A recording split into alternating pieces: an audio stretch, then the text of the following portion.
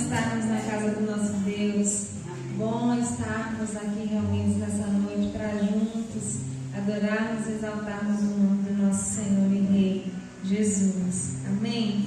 Vamos abrir as nossas Bíblias no Salmo de número 46.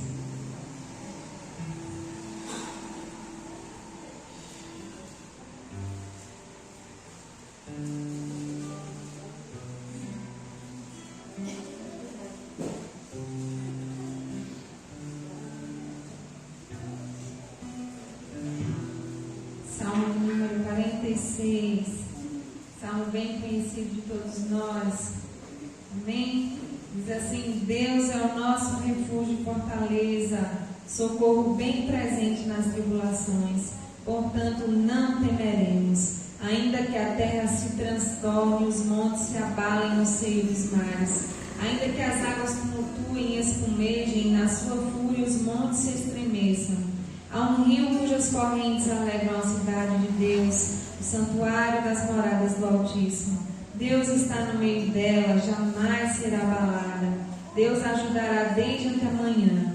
Bramam nações, reinos se abalam. Ele faz ouvir a sua voz e a terra se dissolve. O Senhor dos exércitos está conosco. O Deus de Jacó é o nosso refúgio. Vinde e contemplai as obras do Senhor, que assolações efetuou na terra. Ele põe termo à guerra até os confins do mundo. Quebra o arco e despedaça a lança. Queima os carros no fogo. Aquietai-vos e sabei que eu sou Deus. Sou exaltado entre as nações, sou exaltado na terra. O Senhor dos exércitos está conosco. O Deus de Jacó é o nosso refúgio. Amém?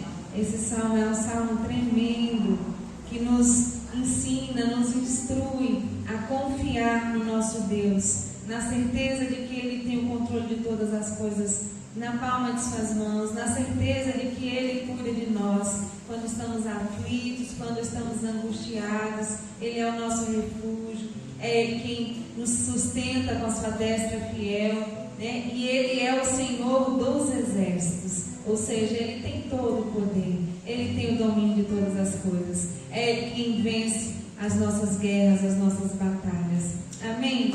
Vamos orar ao nosso Deus nesse momento, louvá-lo, exaltá-lo, porque Ele é merecedor, render graças ao seu nome, porque Ele tem cuidado de nós.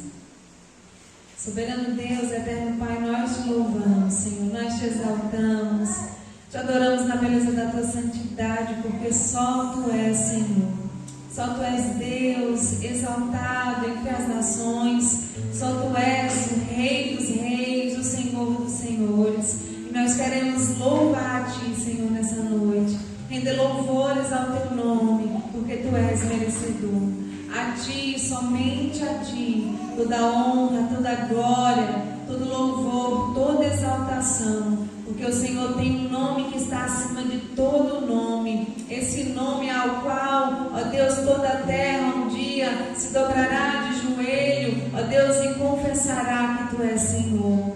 Esse nome tremendo, esse nome poderoso, ao qual nós adoramos e servimos. Queremos, ó Deus, nessa noite pedir ao Senhor perdão pelos nossos erros, pelas nossas falhas, pedir ao Senhor que purifique os nossos corações, ó Deus, em nome de Jesus. Nos limpe, ó Deus, de tudo aquilo que não te agrada, ó Deus, tudo aquilo que há em nós que, ó Deus, tem entristecido o teu coração. Que o Senhor nos ensine, ó Deus, a sermos diferentes, a sermos, ó Deus, a cada dia transformados pela renovação da tua palavra, em nome de Jesus. Vivifica-nos, fortalece-nos, renova-nos nessa noite para o louvor da tua glória. Ó Deus, que em nome de Jesus o Senhor possa nos visitar nessa noite de uma forma especial, ministrar a cada coração aqui nessa noite, ó Deus, de uma forma singular, em nome de Jesus, e receber também, ó Deus, de cada um que aqui se encontra nessa noite, um louvor agradável a Ti, em nome de Jesus. Assim te oramos e te agradecemos, em nome de Jesus. Amém. Vamos adorar o Senhor com alegria, porque Ele é merecedor. Amém? Vem, essa é a hora.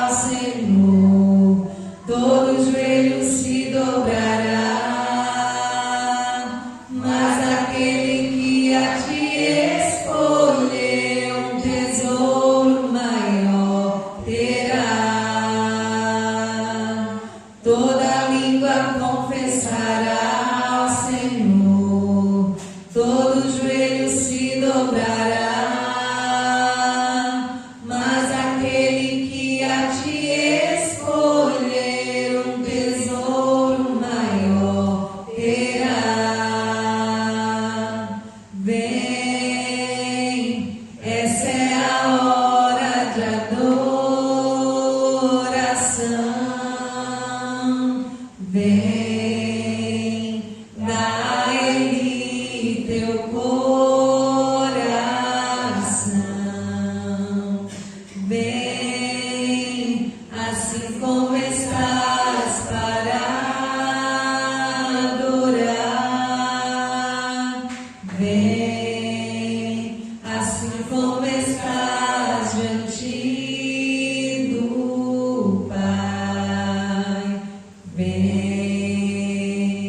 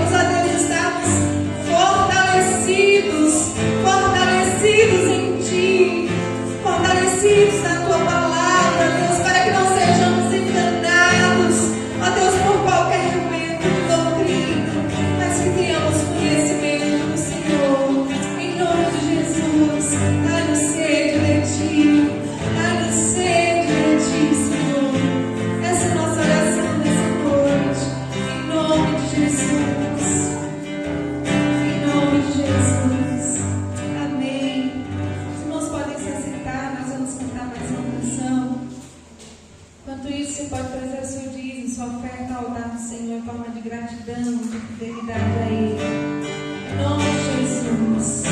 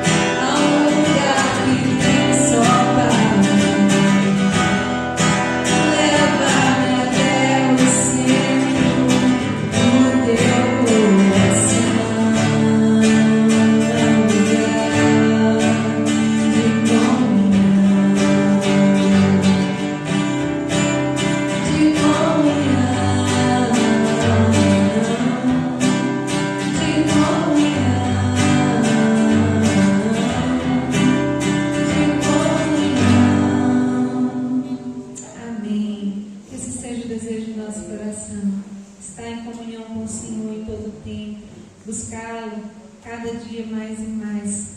Temos sede do Senhor, sede do nosso Deus. Amém?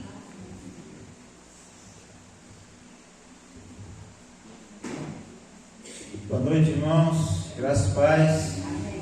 Amém? Vamos abrir a palavra do Senhor em Hebreus, capítulo 10.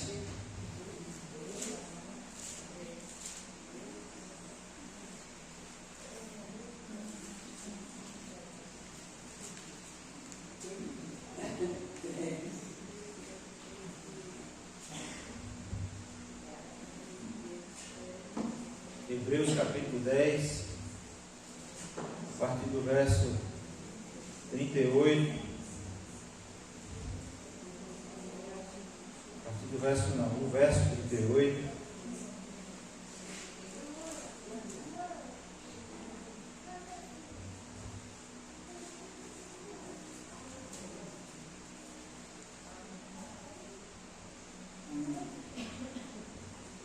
Amém? Diz assim a palavra do Senhor: mas o justo viverá pela fé, contudo, se retroceder, minha alma não se agradará dele. Amém? Vou ler mais uma vez: mas o justo viverá pela fé, contudo, se retroceder, minha alma não se agradará dele. Amém? Vamos orar.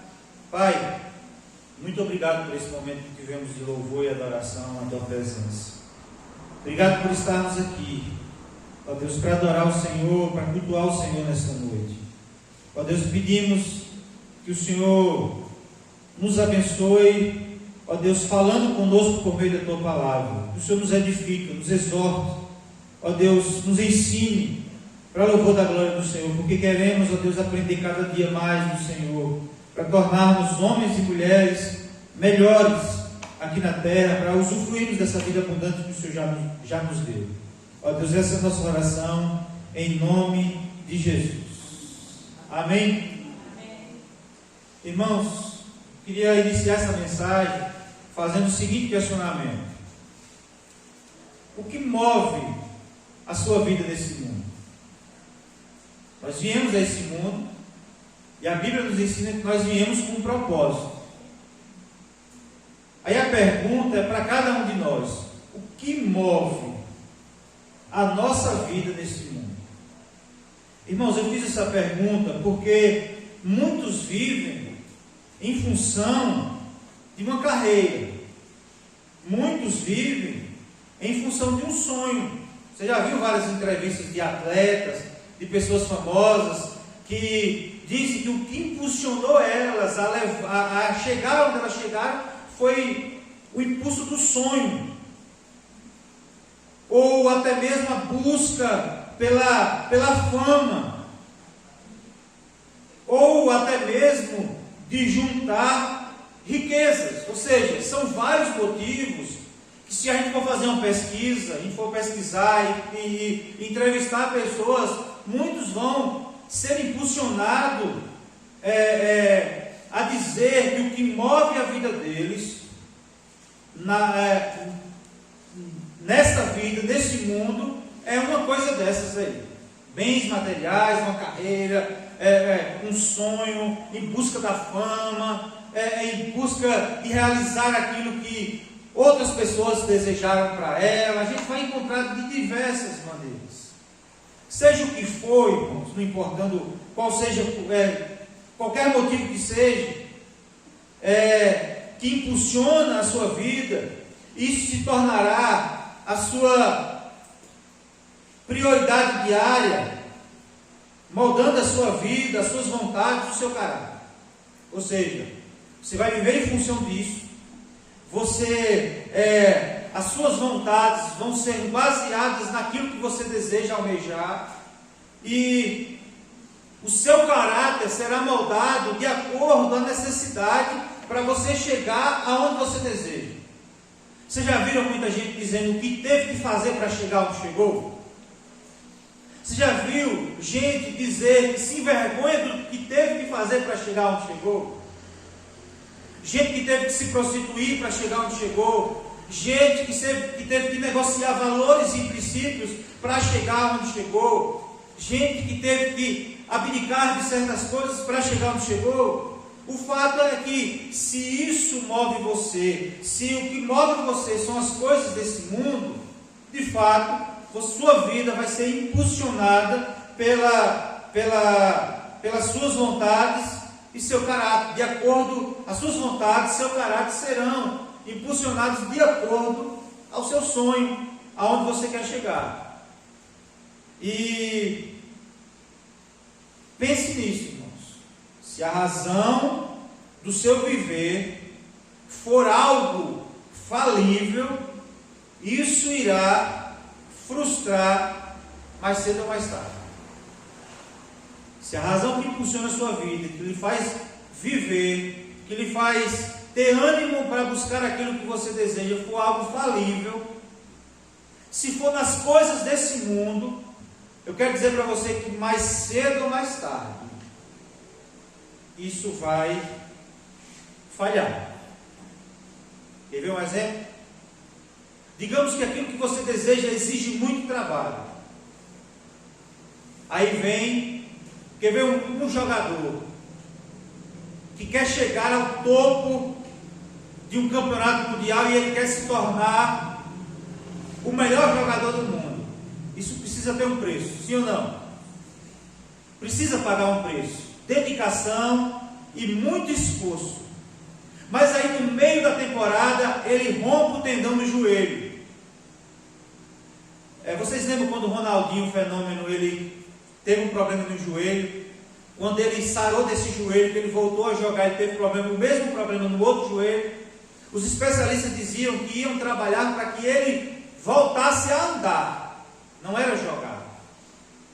Agora imagine você numa situação dessa, o jogador que é o alvo dele, o desejo dele, o impulso dele é chegar ao topo do mundo, ser o melhor jogador do mundo. De repente ele rompe o tendão do joelho, da perna. Ele vai ter condição de chegar lá naquele momento? Não. Porque aquele momento foi frustrado. Porque dependia, era algo falível. Dependia da saúde do seu corpo. E naquele momento ele não tinha mais. No mínimo o sonho foi adiado. Irmãos, a nossa vida deve ter o impulso. Nós temos que viver com um propósito, algo que deve ser algo vital para nossas vidas. A alimentação é algo vital para as nossas vidas. A Amanda falou aqui do se alimentar da palavra de Deus, do arroz com feijão.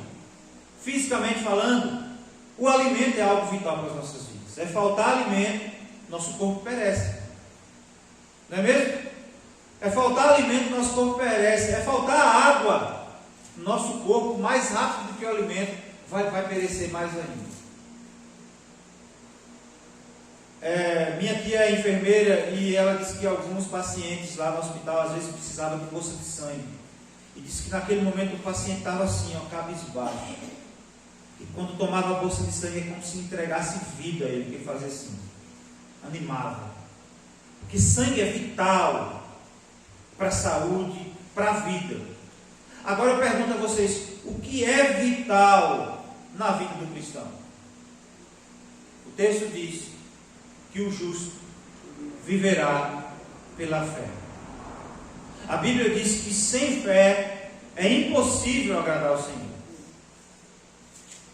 Portanto, o que é vital na vida do cristão é a fé. A fé é algo vital na vida do cristão. O cristão não vive sem fé. Um crente, uma pessoa, ela pode até vir para a igreja, mas ela não se sustenta sem fé. Fé em quê? O que é viver pela fé? Viver pela fé, irmãos, é ter confiança plena e constante, não nas coisas desse mundo, mas somente em Deus. Viver pela fé, vou repetir, é ter confiança plena e constante em Deus. Sem fé, o homem, a mulher não subsiste, não podem viver. O cristão não pode viver. A Bíblia dá esta opção de vida que é totalmente contrária ao que normalmente o mundo oferece. O mundo oferece incentivo à autoconfiança. O mundo oferece dependência dos recursos materiais e apego às garantias humanas. Autoconfiança. Você tem que ser autoconfiante. Mas, irmão, se sua vida depender de coisas, de pessoas, ou mesmo da sua própria força, ou mesmo da sua própria inteligência, ou saúde, mais cedo ou mais tarde, você poderá se ver sem tudo isso. Você poderá viver sem tudo isso, mais cedo ou mais tarde. É claro, irmãos, que aqui eu não quero incentivar os irmãos a não buscarem essas coisas. Não é isso que o texto está dizendo, não é isso que eu estou querendo ensinar para os irmãos, não é isso que eu estou querendo trazer nessa noite. É claro, se você tem uma habilidade, use essa habilidade. É o princípio da mordomia cristã. Se você tem um talento, use esse talento em prol da glória de Deus. A Bíblia diz que até a riqueza é dom de Deus. Então, se você tem riqueza, seja ela qual for, isso é um dom de Deus, você precisa usar isso como fruto para a glória de Deus. Amém? E não estou querendo dizer isso, eu não estou querendo dizer que se não é pela força do meu braço, não é que eu não tenho que trabalhar, não é que eu não tenho que correr atrás dos meus sonhos, não é isso. Mas eu quero dizer para os irmãos que não é isso que deve impulsionar a vida do cristão. O que deve impulsionar a vida do cristão é a fé naquele que deu a vida do seu filho por nós. Porque, irmãos, se for depender de nós, mesmo que a gente não adoeça, um dia o nosso corpo vai ficar fraco, o nosso vigor vai embora, e a vida pode perder o sentido se a nossa vida for baseada nas coisas desse mundo. Amém? Se um dia lhe faltar todas essas coisas, irmãos, veja o exemplo de Jó, que Jó tinha tudo que se podia imaginar para ela. Era o homem mais rico do Oriente. Tinha um casamento bem sucedido. Tinha uma família bem sucedida, com seus filhos ao redor da sua mesa, como diz o Salmo 128. Tinha bens materiais, era rico, posses, era saudável, não tinha doença nenhuma. De repente Jó se encontra numa situação deplorável, pois era rico e ficou pobre, pois tinha uma família grande e não tinha mais nenhum filho. A sua esposa, que era a mulher que vivia do seu lado, manda ele amaldiçoar seu Deus e morrer. Resta-lhes agora a saúde, mas Jó daqui a pouco adoece também de umas chagas mortais. Todos os pilares da vida do ser humano estavam corrompidos na vida de Jó. E o que é que ele diz no final? Mas eu sei que o meu Redentor vive e que por fim ele se levantará sobre a terra. A integridade de Jó não mudou. Deus mesmo diz: vê-se o meu servo Jó, homem íntegro, reto, que se desvia do mal. Aí acontece todas essas coisas na vida de Jó, e aí Deus diz a mesma coisa: vê isto, meu servo Jó, homem íntegro, reto, temente a Deus, que se desvia do mal. Ou seja, não importava as circunstâncias em que Jó se encontrava, Jó se manteve íntegro diante de Deus. Quantas pessoas vocês já viram reclamar e blasfemar contra Deus por causa de uma situação adversa? Quantas vezes você já se sentiu frustrado porque o seu sonho não se realizou? É porque você estava vivendo em função desse sonho. Mas eu quero chamar a atenção, e a palavra do Senhor nos chama a atenção, que nós devemos viver pela fé. Quem vive pela fé não precisa de incentivo humano. Não precisa, ainda que falte a saúde, ainda que falte o dinheiro, ainda que falte a presença da família, viveremos, permaneceremos de pé, firmes, porque nós estamos firmados na rocha que é o Senhor Jesus Cristo. Amém? O justo viverá pela fé. Essa expressão aparece 3 vezes na Bíblia. Em Romanos 1,17, em Gálatas 3,11, também em Hebreus e também em Abacuque 2,4. E Abacuque 2,4 diz assim: eis que a sua alma está orgulhosa, a sua alma não é reta dele, mas o justo viverá pela fé. Irmãos, a fé nos mantém de pé diante das circunstâncias da vida. A fé ela nos mantém de pé. Amém? Irmãos, nós podemos citar alguns exemplos de pessoas que viveram pela fé. Veja a diferença dos tempos antigos para hoje.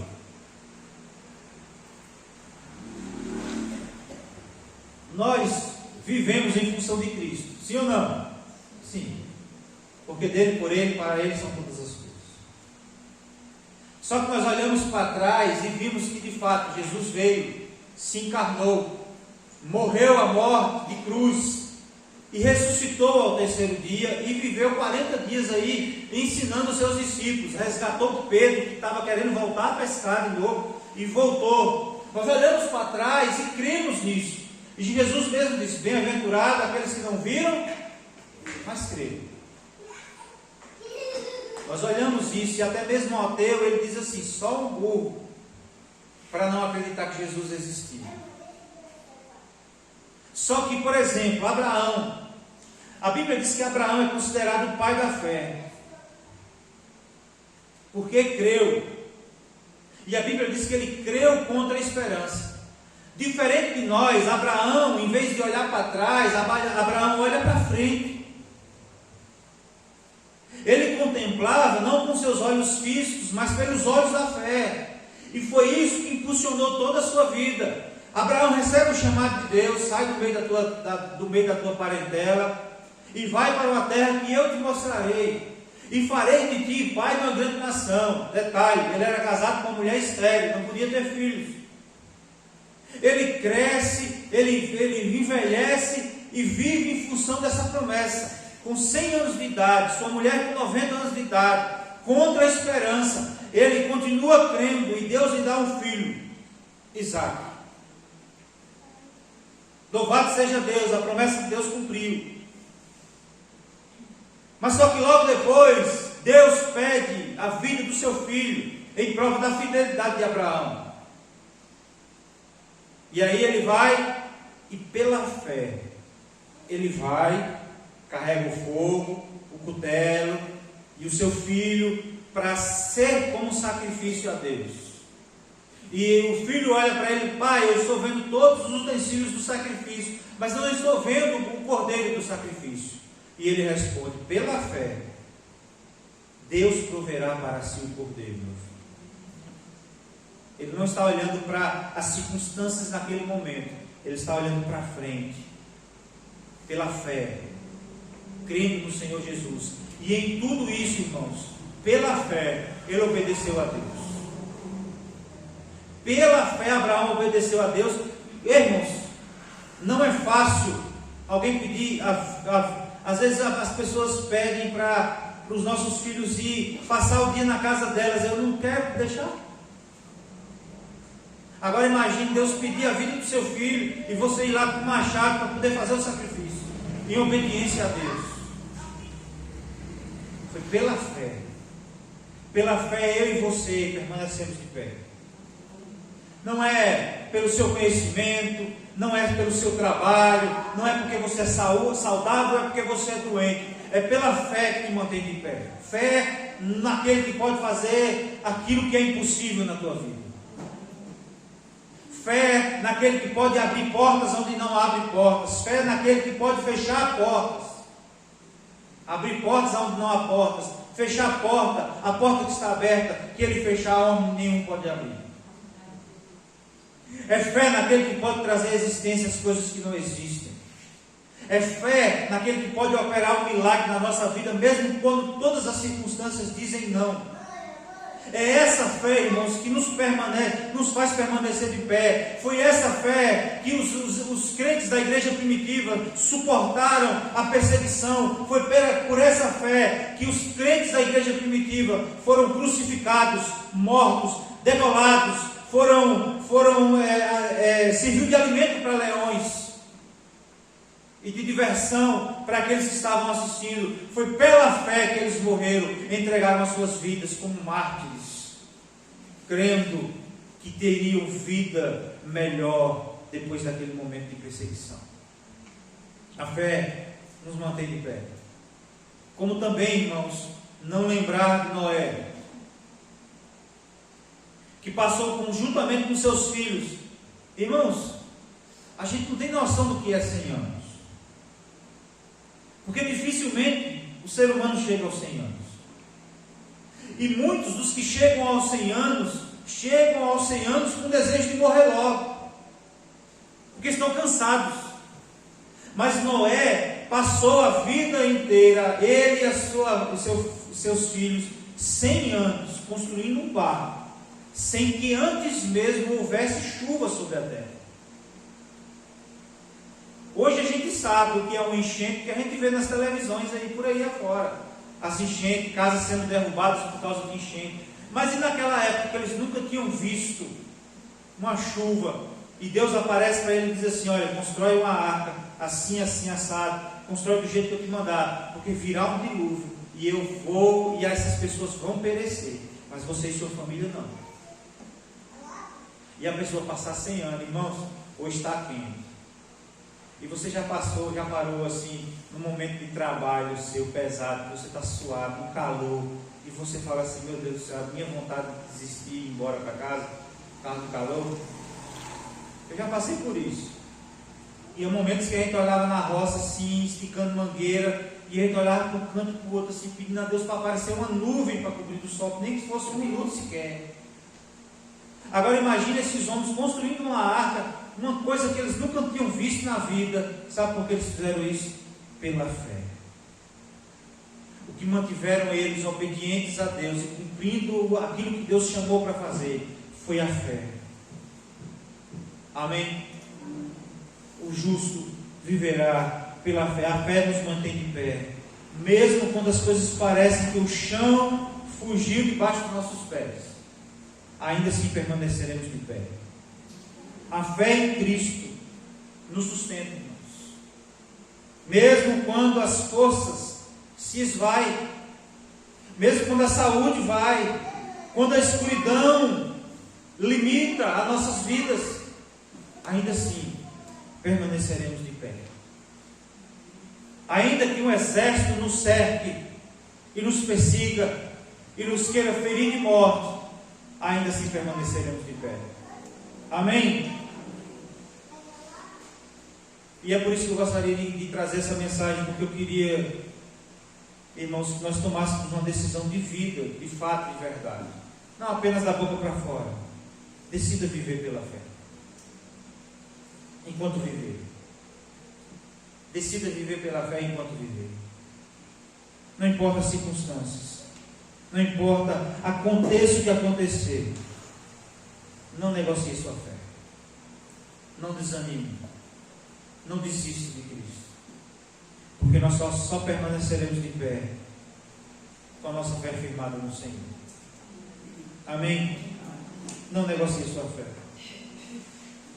Que não seja os seus sonhos que moldem o seu caráter, mas que seja a fé no Senhor Jesus Cristo que molde o seu caráter.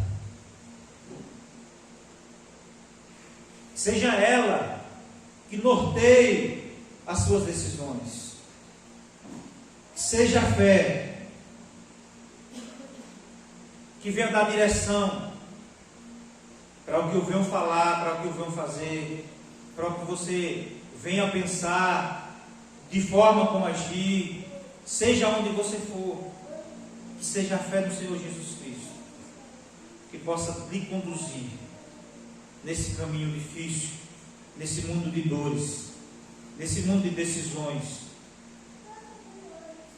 O pastor trouxe a mensagem ontem e a semana passada: o mundo está perdido e a igreja também tem os seus perdidos.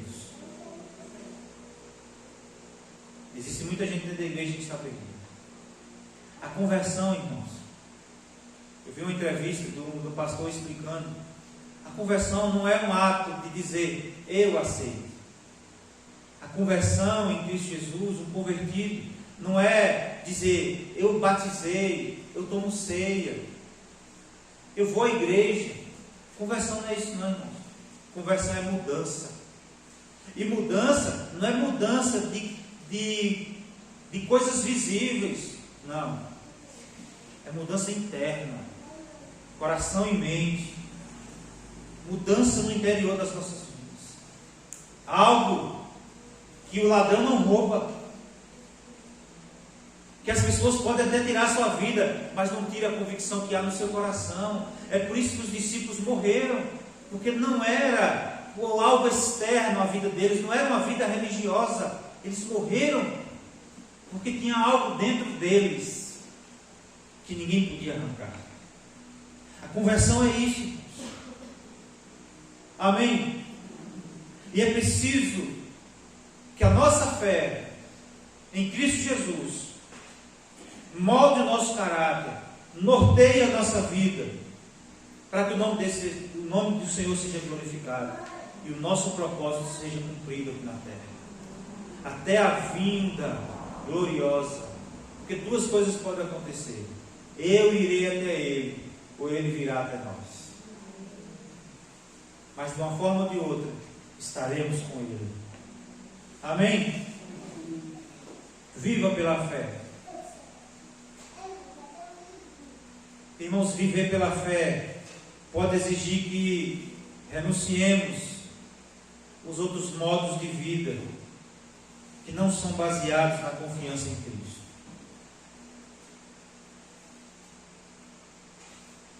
Viver pela fé é ir na contramão do sistema desse mundo.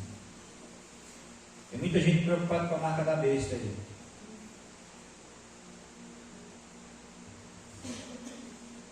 Muita gente pensa que a marca da besta é um sinal físico. Tem gente dizendo que é um chip, porque o povo fala assim, é o chip, porque depois só vai poder comprar e vender se tiver o chip. A marca da besta já está aí. A marca da besta, sabe o que é? Está na nossa mente e nas nossas mãos. Daqui a um tempo, essa marca será evidente. A marca da besta é quando o sistema desse mundo, que governa esse mundo, ela vai estar na minha cabeça, na minha mente. Eu apoio o sistema desse mundo.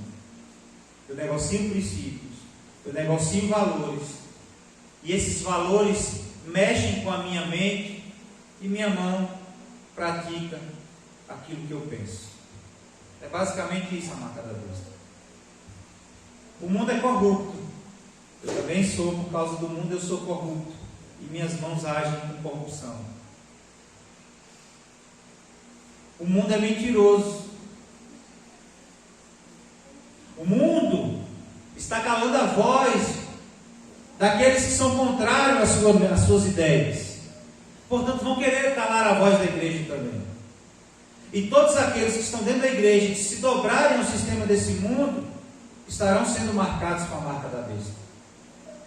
É basicamente isso. O sistema do mundo fazendo mudanças ruins na nossa cabeça, e a gente seguindo isso, praticando isso, como se isso fosse sério. O pastor, ele cita um pastor, esse pastor que estava dando entrevista, ele cita assim: um dia eu fui trocar de carro, e eu fui numa concessionária, e estava lá, irmãos, todo tipo de trambique que eles estavam tentando fazer, fazendo o jeitinho brasileiro para poder a pessoa comprar o carro, conseguir um preço mais barato, sabe? As revisões mal feitinhas, o carro é bom, mais ou menos, mas o carro, sabe? Aí quando ele perguntou, você trabalha com o quê? Ele falou, eu sou pastor. Falando palavrão, com piadinha de mau gosto. Aí quando falou, eu sou pastor, os caras ajeitou a camisa. Oi pastor, eu também sou crente. Isso é mudança de vida. Essa pessoa não vive pela fé, ela vive pelo sucesso momentâneo. A nossa fé em Cristo Jesus deve nortear a nossa vida. E viver pela fé exige, irmãos, que renunciemos os modos de vida desse mundo. A vida em Cristo Jesus. Acreditar nas garantias desse mundo, que transmite uma falsa sensação de segurança, só lhe causará frustração no final. Nós precisamos acreditar que mesmo quando as coisas vão mal, por causa do Evangelho, receberemos o nosso galardão. Amém? A fé, ela é a força que impulsiona a prosseguir, mesmo quando tudo parece desmoronar. Quando parece que o mundo está caindo sobre você, é a fé que nos mantém de pé. Apesar das adversidades que você enfrentar, creia que Jesus é o Redentor vivo e que lhe ajuda nas aflições e lhe sustenta. Amém? Pois como diz a palavra do Senhor, o justo. Amém. Deus não tem a nossa vida pela nossa fé nele. Vamos orar? Vera?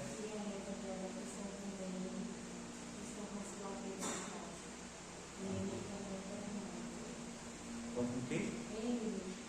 A Emily.